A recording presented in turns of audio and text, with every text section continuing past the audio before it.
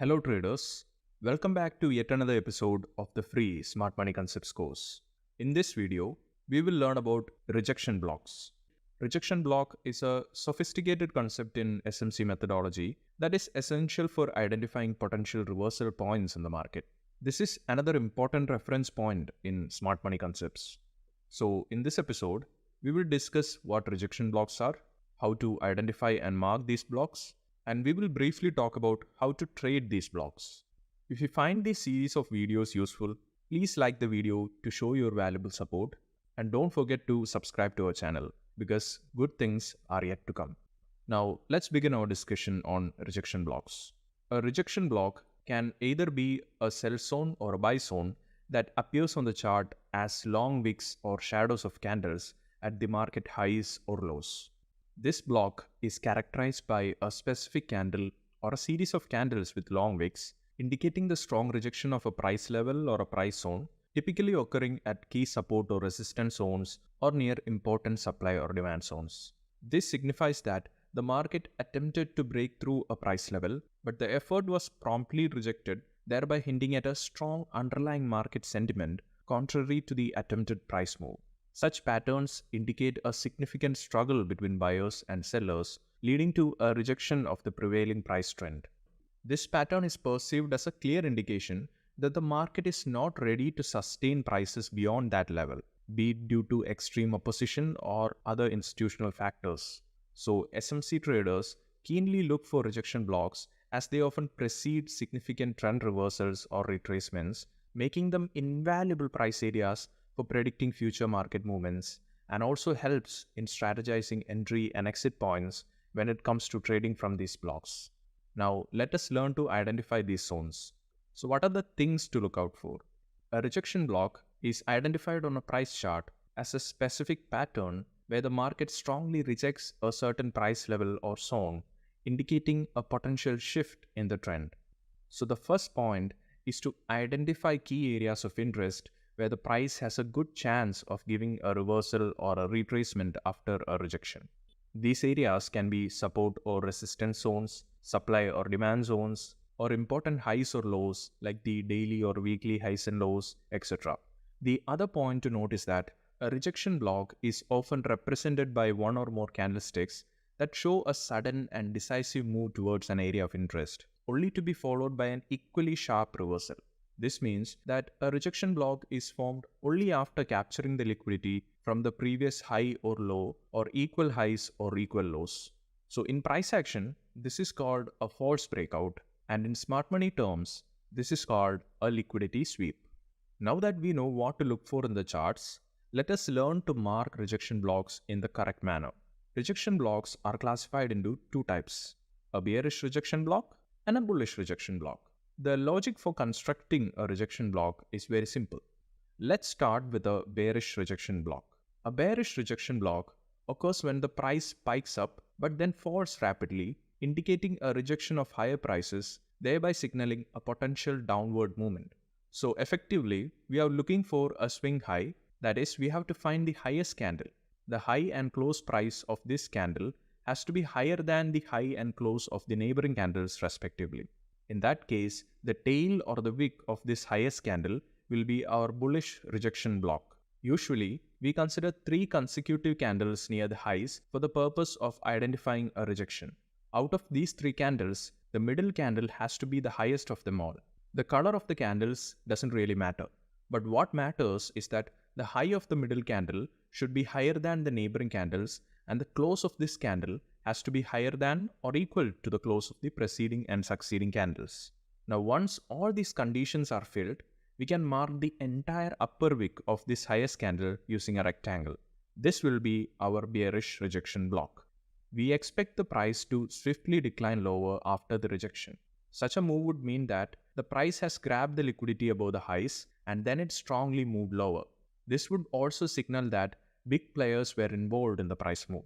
Keep in mind that the area near the highest wick or the rejection block still contains a lot of orders waiting to be executed. These include a cluster of buy stop loss orders and buy limit orders. So we expect the price to return back to this rejection block to absorb the buy side liquidity. When price comes back to test the rejection block, we can look to take short trade entries. We can make use of the 0%, 50%, and 100% Fibonacci retracement levels to place our sell limit orders. We can set our stop loss above the bearish rejection block. But the issue here is that since buy-side liquidity is available above the rejection block, we cannot judge the extent to which the price will extend itself to sweep the liquidity. There are occasions where the wick of the retest candle breaks above the bearish rejection block significantly. So it is always recommended to patiently wait until the liquidity run is over and the price starts to show signs of a retracement or a reversal. Then only we should initiate a short trade.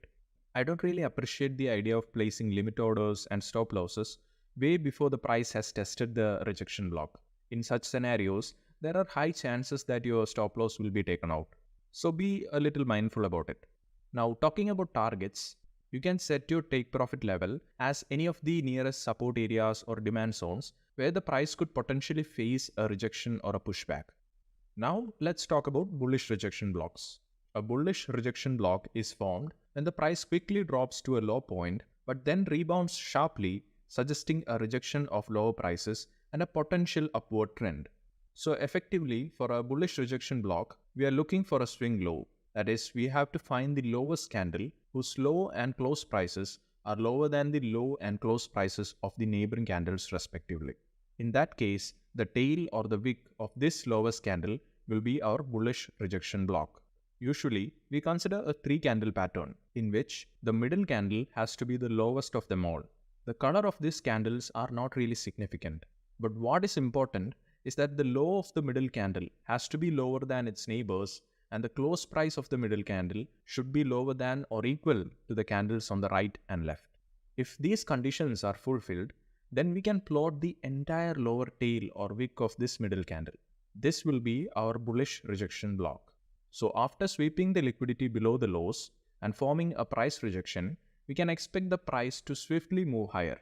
This tells us that the big institutions were involved in this move. It is worth mentioning that the area near the lowest wick or the bullish rejection block still contains a lot of retailer orders waiting to be executed. These include a cluster of sell stop loss orders and sell limit orders placed by those reversal traders who bought from the demand zone and those breakout traders waiting to sell below the support area. This is why we can expect the price to return back to this rejection block to absorb the sell side liquidity. So when the price comes back to test the rejection block, we can look to take long trade entries. We can also make use of the 0%, 50%, and 100% Fibonacci retracement levels to place our buy limit orders.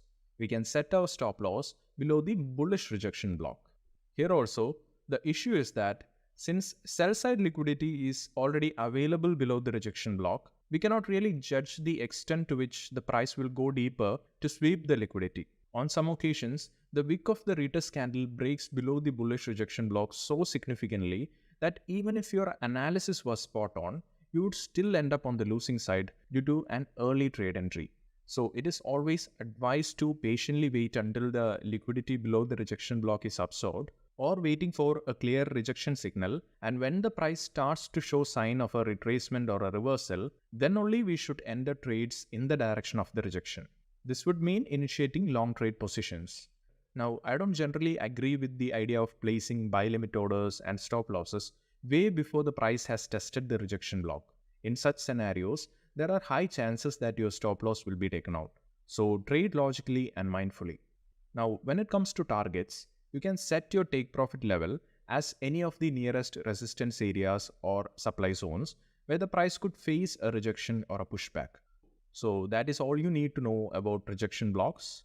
In SMC, rejection blocks stand as a crucial tool in deciphering the market trends and making informed trading decisions.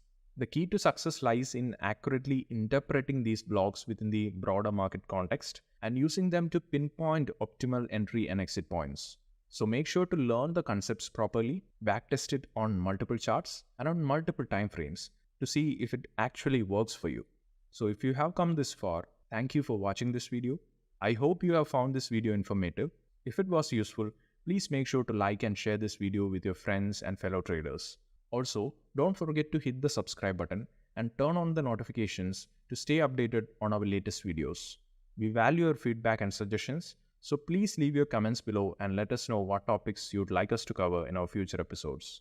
I appreciate your support and I look forward to seeing you in the next episode. Till then, bye.